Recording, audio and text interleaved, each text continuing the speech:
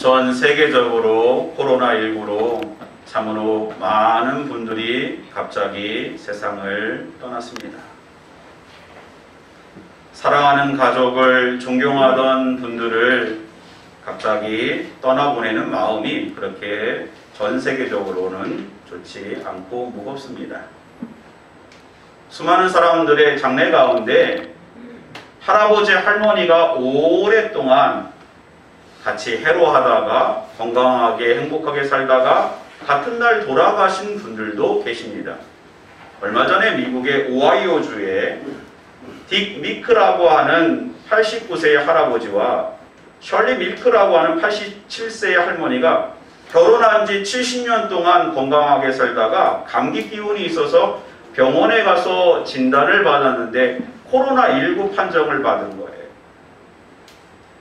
병실이 분리되어서 치료를 받다가 워낙 연세가 있으시다 보니까는 호전되지 않으니까 가족들이 저희 부모님이 곧 돌아가실 것 같습니다. 그러니 마지막 가시는 길에 같은 병실에서 그렇게 임종을 맞이할 수 있도록 해달라고 자녀들이 의료진에게 부탁을 했습니다.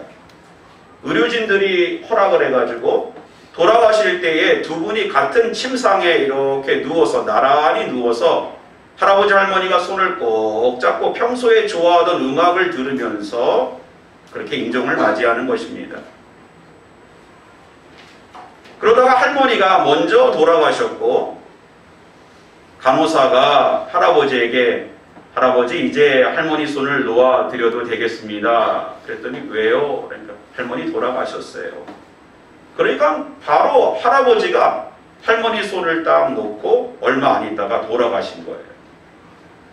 마음이 아프고 힘들지만 자녀들은 자신들의 부모님이 참으로 70년 동안 해로하다가 마치 동화 같은 엔딩을 맞이했다고 위로를 받았다고 합니다. 한편으로는 참으로 안타까운 죽음이지만 또 다른 한편으로는 야, 참 행복한 죽음이다. 그렇게 행복하게 살다가 70년 동안 그렇게 살다가 손을 꽉 잡고 돌아가시는 그 모습이 마치 드라마 같고 동화 같고 낭만적이다 라고 생각하게 됩니다. 제가 여기서 질문 한번 할까요? 그렇게 행복하고 좋아 보이면 여러분들도 오늘 남편 손 꼭 잡고 아내 손 꼭 잡고 천국 가시기 바랍니다. 다 표정이 안 좋으세요. 우리가 천국은 알고 구원은 알고 영생은 알지만 오늘은 죽기 싫은 게 우리들의 마음이 아닌가 생각이 됩니다. 저희 어머니가 시골에 사시는 어머니가 올해 101살이시죠. 101세입니다. 늘 하시는 말씀이 요즘 빨리 죽고 싶다. 빨리 천국 가고 싶다. 빨리 가서 또 남편도 만나고 싶고 그러고 싶다. 이런 말씀을 종종 하십니다. 걱정스러운 마음에 제가 얼마 전에 가서 뵈니까요. 건강을 얼마나 생각하시는지 고단백으로 아주 좋은 생선하고 그렇게 삶은 달걀을 꼭 하루에 몇 개씩 그렇게 드시더라고요. 우리가 천국을 바라보지만 여전히 이 땅에 참 미련이 많은 것이 우리들의 실존이 아닌가 생각이 듭니다. 인생은 생로병사가 있지 않습니까? 불교에서 많이 쓰는 표현이긴 하지만 우리는 태어남이 있고요. 또 이제 세월이 지나감에 따라서 우리의 육신의 장막이 겉사람이 자꾸 날로 후패해져 갑니다. 자연스러운 거예요. 병들고 이제는 죽음을 맞이하게 되는 것입니다.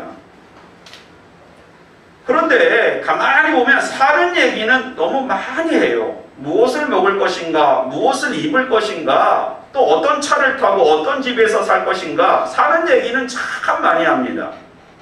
근데 병들고 죽는 이야기, 이런 이야기는 좀 터부시하거나 좀 멀리하고 좀 내 이야기가 아닌 것처럼 그렇게 멀리하는 경향이 있습니다. 중요한 것은 우리가 신앙적으로, 신앙의 여정으로 봤을 때 죽음에 대하여 우리의 신앙이 올바르지 못하면 죽음 이후에 우리에게 있는 구원과 천국과 영생과 부활과 이런 모든 것에 대해서 우리가 분명하지가 않은 거예요. 반대로 죽음에 대한 우리의 올바른 신앙은 예수 그리스도의 십자가와 부활을 통하여 우리가 온전히 이해하고 바라보게 될 줄 믿습니다. 참으로 부끄러운 고백이지만 죽음을 저 멀리 하다가 우리는 하나님께서 우리에게 주신 정말 가치 있고 보석 같은 축복인 예수의 부활, 몸의 부활을 너무 저 멀리 버린 것이 아닌가 생각이 됩니다. 기독교의 핵심은 십자가와 부활입니다. 그러므로 우리는 늘 십자가를 묵상하고 또 부활의 주를 고백하고 부활의 참 소망을 갖는 저와 여러분 되시기를 다시 한번 주님의 이름으로 기원합니다. 그러므로 나는 죽고 예수로 사는 것이 맞는 것입니다. 십자가를 지고 주님을 따르는 고백은 참으로 많지만 예수로 사는 모습이 우리 가운데 보이지 않아요.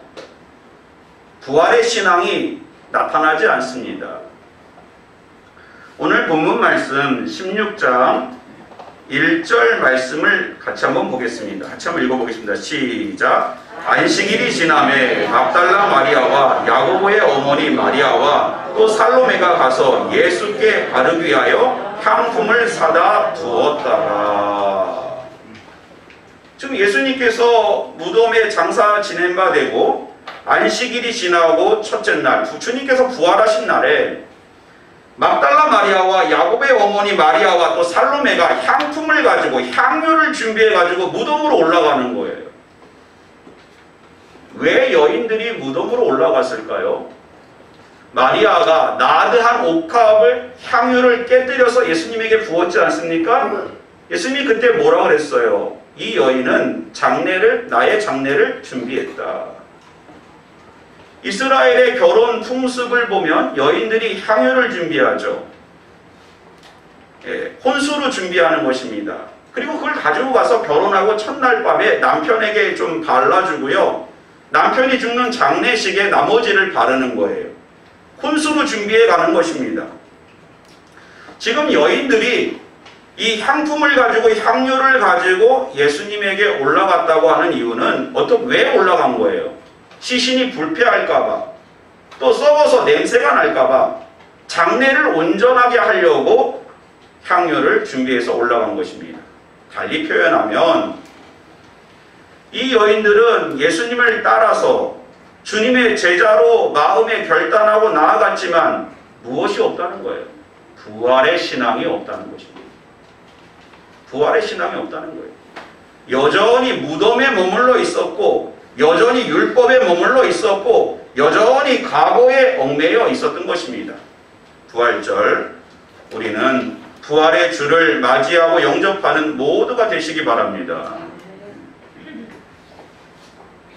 유대인들은 자신들의 죄를 대속하시기 위하여 이 땅에 오셔서 십자가에서 죽으시고 부활하셔서 부활의 첫 열매가 되신 예수 그리스도 메시아를 바라본 것이 아니고 저들이 믿었던 메시아는 바로 유대인들을 중심으로 세계 평화를 이룰 수 있는 그러한 평화의 메신저로서의 메시아를 기대하고 있었던 것입니다. 다분히 현세적이었습니다. 예수님은 누가복음 12장 51절에 내가 세상에 화평을 주려고 온 줄로 아느냐? 내가 너희에게 이르노니 아니라 도리어 분쟁하게 하려 함이로다. 할렐루야. 예수님께서 화평을 주러 온 것이 아니라는 것입니다. 샬롬을 주러 온 것이 아니에요. 그것은 무슨 말이냐 하면 유대인들이 원하는 유대인들을 중심으로 세계 평화를 이루는 메시아가 아니라 십자가를 지시고 우리의 모든 죄를 대속하시고 부활하셔서 부활의 첫 열매가 되시는 부활의 소망을 주시기 위하여 예수님께서 이 땅에 오셨다는 것입니다. 유대인들이 예수님을 메시아로 거부한 이유 중에 한 가지는 예수님께서 이 땅에 오셔서 화평을 이루지 않으셨거든요. 저들이 생각하는 정치적인 평안을 주지 않았거든요. 로마 군대를 물리치고 다윗 왕조가 느꼈던 그 당시에 재현했던 부귀와 영화를 누리지 않았거든요. 그러니까 예수님을 메시아로 인정하지 않았던 것입니다. 오늘 우리 가운데 오신 예수님은 우리의 모든 죄를 대속하시고 부활의 첫 열매로 소망을 주시기 위하여 이 땅에 오신 예수를 바라보시기 바랍니다. 부활의 신앙이 없다면 죽음은 인생의 마지막일 수밖에 없습니다. 부활하신 주님을 율법이라는 무덤에서 찾는 어리석은 사람들이 있습니다. 부활의 첫 열매가 되시며 소망이 되시는 예수 그리스도를 절대로 만날 수 없습니다.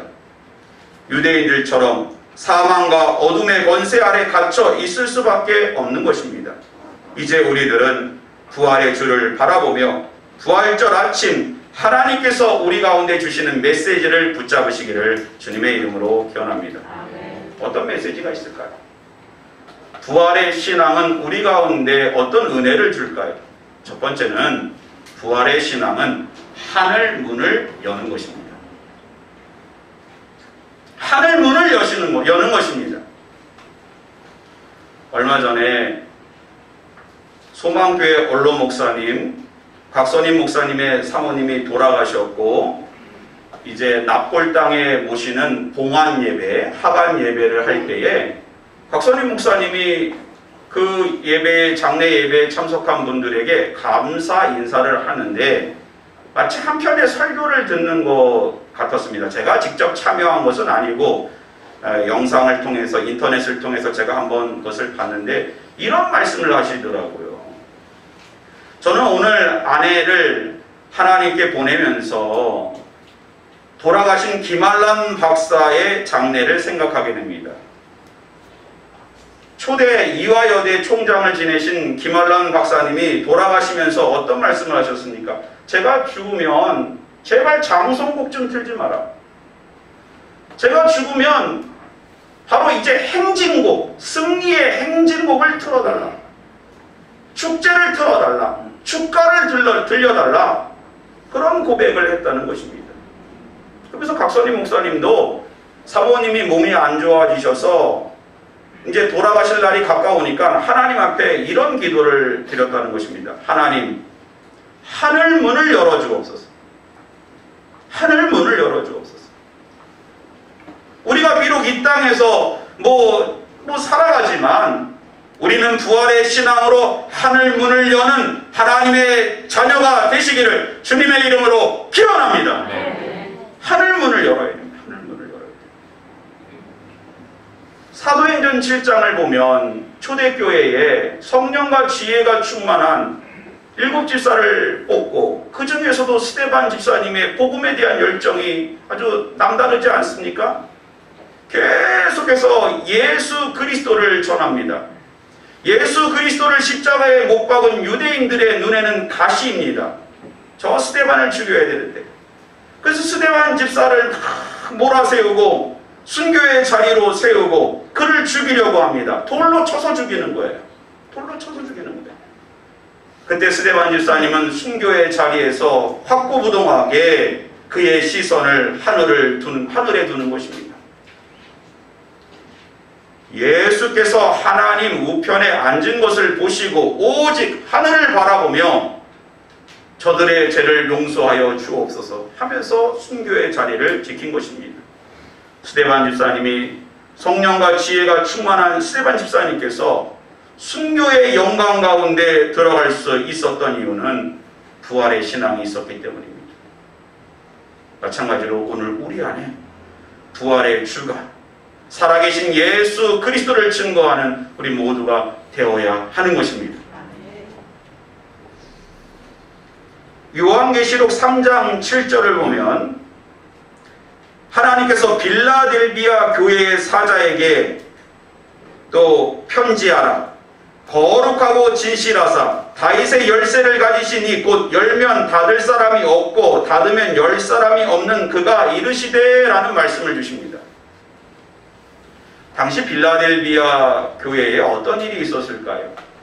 초대교회사를 보면은 처음에 예수를 믿는 사람들이 어디 가서 예배를 드렸냐 하면 유대인들의 회당이 있으면 그곳에 가서 예배를 드렸어요. 그곳에 가서 말씀을 듣고 또 뭐 예수를 믿지 않는 유대인들하고 같이 이제 변증하며 또 대화하고 하나님 말씀을 같이 강론하고 듣고 교제하고 이런 일을 했던 것입니다. 그러다가 어떤 일이 있었냐 하면요, 많은 유대인들이 예수를 믿고 유대교에서 기독교로 개종을 합니다. 그러다 보니까 유대 종교 지도자들의 눈에는 또 가신 거예요. 야, 저들을 어떻게 할까? 그러다가 어떻게 했냐 하면 너무 예수 믿는 사람이 회당 가운데 늘어나니까 회당 문을 잠궈버려요. 닫아버립니다. 그러니까 예수 믿는 사람들이 가서 예배드릴 장소를 하루아침에 잃어버리는 거예요. 하나님의 절을 잃어버리는 거예요. 회당 앞에 가서 하나님의 성전 앞에 가서 눈물을 흘리며 하나님 열어주옵소서, 하나님 열어주옵소서. 그때 하나님께서 말씀하시는 거예요. 성전의 문은 오직 예수 그리스도께서 여는 것이다. 예수 그리스도께서 닫으면 열 자가 없고 열면 닫을 자가 없다고 선포하시는 것입니다. 마찬가지로 오늘 우리가 이 땅에 살고 있지만 바로 예수 그리스도 부활의 주를 통하여 하늘문이 열리는 놀라운 역사가 있기를 주님의 이름으로 기원합니다. 하늘 성전의 문이 열려야 돼요. 필라델비아 교회는 비록 작지만 부족하지만 하늘문을 여는 교회라고 하나님이 칭찬해 주는 것입니다. 오늘 비록 우리가 이 땅에 살고 있지만 하늘문을 여는 하나님의 사람 되시기 바랍니다. 그래야 우리 신앙이 건강해지는 거예요. 죽음은 저 멀리 있는 이야기가 아닙니다. 부활하신 예수 그리스도는 남의 이야기가 아닙니다. 오늘 우리들의 이야기가 되는 것입니다. 두 번째로 부활의 신앙은 우리 자신을 다시 십자가에 세웁니다. 십자가 너머에 부활이 있지만 부활하신 예수 그리스도는 우리 자신을 다시 십자가의 사명 앞으로 세우는 것입니다. 누가복음 24장 13절 이후를 보세요. 두 제자가 예루살렘에서 25里떨어진 엠마오로 내려가고 있지 않습니까? 약 한 12km 떨어져 있는 곳이죠. 부지런히 예수님께서 십자가에서 돌아가신 이후에 두려움과 염려 가운데 두렵고 떠는 마음으로 엠마오로 도망가고 있는 것입니다. 그때에 부활하신 예수님께서 슬며시 엠마오로 내려가는 제자들과 함께 동행합니다. 도대체 당신들은 어디에서 출발해서 어디로 가느냐? 왜 엠마오로 내려가고 있느냐? 그때 글로바라고 하는 제자가 쭉 설명을 합니다. 우리가 믿고 따랐던 예수님께서 이제는 십자가에서 죽으셨고 우리는 그는 이스라엘을 속량할 자로 알고 있었는데 돌아가셨습니다. 또한 그런데 무덤에 장사 지낸 바 되었는데 여인들이 그 무덤에 올라갔다가 부활하신 예수님을 만났다는 거예요. 믿을 수가 없는 이야기를 하고 있습니다. 도대체 어떤 겁니까? 그랬더니 예수님께서 선지자들이 말한 것을 마음에 더디 믿는 자예요. 다시 그들에게 부활하신 예수님께서 하나님의 말씀을 먹이시고 하나님의 말씀으로 연단시키고 다시 그들을 온전한 주의 제자로 만드신 것입니다. 사랑하는 성도 여러분, 부활의 신앙은, 부활하신 예수님은 우리 자신을 다시 십자가에 세우는 것입니다. 주의 사명을 감당하게 하고 주님의 몸된 교회를 온전히 세워 하나님의 영광을 증거하게 하는 것입니다. 부활의 신앙이 없다면 십자가의 사명도 감당할 수 없는 것입니다. 하나님의 자녀로 제대로 설 수도 없는 것입니다. 하나님의 나라를 온전히 선포할 수도 없는 것입니다. 그러므로 부활의 신앙이 우리 가운데 너무너무 중요한 것입니다. 여러분, 2010년에 있었던 천안함 사건을 기억하십니까?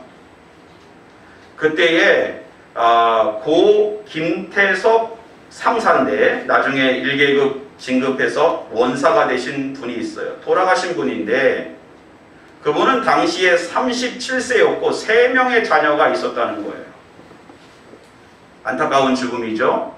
첫 번째 딸이 초등학교 2학년 9살 때 아버지를 잃은 것입니다.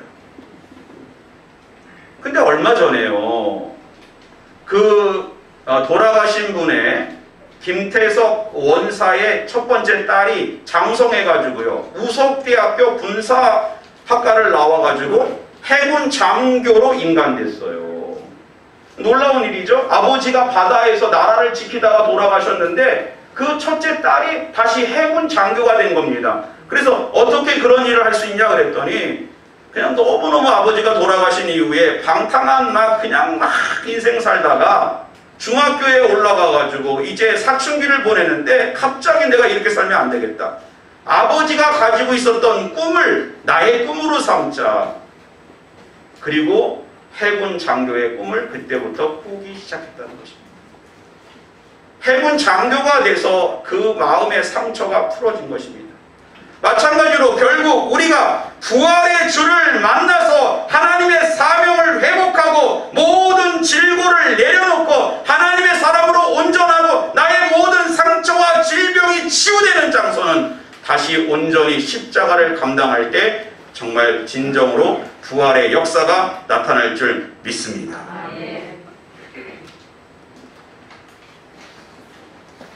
결국 부활의 주님은 우리들을 예루살렘으로 다시 올라가게 하고 십자가의 사명을 감당케 하는 것입니다.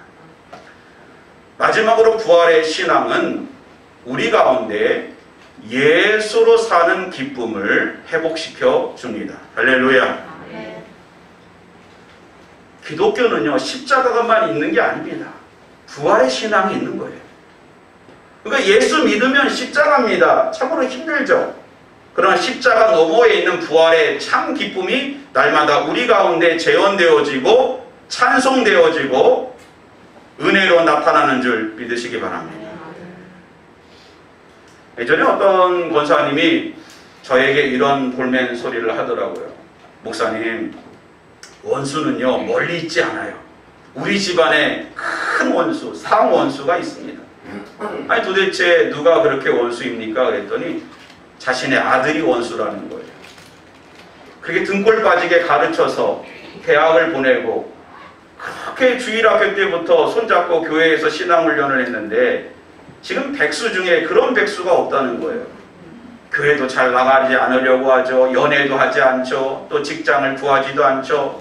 너무너무 마음이 찢어진다는 거예요. 제가 그 청년을 보니까 정말 그런 고백이 나올만하다 생각이 들어요. 얼굴도 얼마나 칙칙하고 얼굴에 뭐라고 쓰여 있냐 하면 죽지 못해 살고 있음 이렇게 써여 있는 것 같아요. 그래서 그 권사님의 마음이 이해가 됐습니다. 그런데 어느 날 한참 시간이 지나고 그 청년을 교회 마당에서 봤는데 완전 달라졌어요. 막 얼굴에 생기가 비비듯 생기가 막 나고요. 막 그냥 얼굴이 활짝 펴지고 교회도 막 너무너무 잘 나와서 봉사하고요. 직장도 구하고 완전 달라졌어요. 알고 봤더니 믿음 좋은 아내를 만나서 결혼했더라고요. 신앙생활은 이와 같습니다. 우리가 부활하신 예수님을 만나면 우리의 삶 가운데 부활의 참 기쁨이 날마다 증거되어질 줄 믿습니다. 왜 날마다 무덤에 머물러 사세요? 왜 날마다 장성국만 부릅니까? 날마다 왜 슬픔 가운데만 있습니까? 부활의 주가 있다면 우리 가운데 산소망과 부활 예수와 함께 사는 기쁨이 충만하게 되는 것입니다. 요한복음 11장에 보면 예수님이 그렇게 사랑했던 마리아, 마르다, 나사로 집안에 우환이 있잖아요. 나사로가 병들어 죽게 되었습니다. 마리아와 마르다가 똑똑해서 예수님에게 사람을 보내가지고 오라비가 병들어 죽게 되었으니 예수님 빨리 와서 고쳐주세요. 근데 예수님께서 빨리 가지 않습니다. 가보니 이미 나사로가 죽은 지 나흘이나 지났습니다. 무덤에 들어갔어요. 장사 지낸 바 됐습니다. 냄새가 납니다. 그때 마리아와 마르다는 인간적으로 너무너무 예수님이 섭섭한 거예요.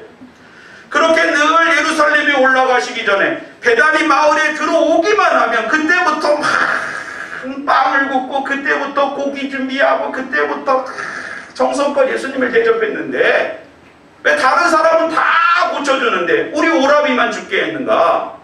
너무너무 섭섭한 거예요. 그때 예수님은 선포합니다. 나는 부활이요 생명이다. 물론 나를 믿는 자는 죽어도 살겠고 살아서 나를 믿는 자는 영원히 죽지 아니라. 이것을 내가 믿느냐? 이것을 내가 믿느냐? 부활의 주를 만난다면, 부활의 신앙이 있다고 하면 장래와 무덤의 인생이 아니라 날마다 물된 동산이요 하나님 나라요 생명의 역사가 있음을, 예수로 사는 기쁨 가운데 있다는 것을 선포하고 있는 것입니다. 우리들의 신앙이, 우리들의 삶이 여전히 과거와 장래와 무덤에 머물러 있지 않습니까? 오늘 부활하신 주님을 만나고 주님과 사는 기쁨을 누리시기를 바랍니다. 박강성 목사님의 오늘 주님과 살다라는 책이 있더라고요. 그 책에 이런 내용이 있습니다. 한번 들어보세요. 세상에서 가장 힘있는 단어는 부활입니다. 아름다운 꽃도 시들고 든든히 서 있는 것들도 어느덧 깎여 사라집니다. 부활이란 죽었지만 죽은 자 가운데서 다시 살아나는 것을 말합니다. 부활 앞에서는 인간이 가장 두려워하는 사망까지도 힘을 쓸 수 없습니다. 여러분, 부활은 죽음도 이깁니다. 생명의 주님의 생명력을 그 어떤 것도 이길 수 없습니다. 오늘 부활하신 주님과 함께 동행하는 기쁨을 누리시기 바랍니다. 사랑하는 성도 여러분, 부활의 신앙으로 다시 일어서시기 바랍니다. 하늘문을 열며 다시 십자가의 사명을 붙잡고 예수로 사는 생명의 기쁨이 회복되시기를 주님의 이름으로 축원합니다. 기도하겠습니다.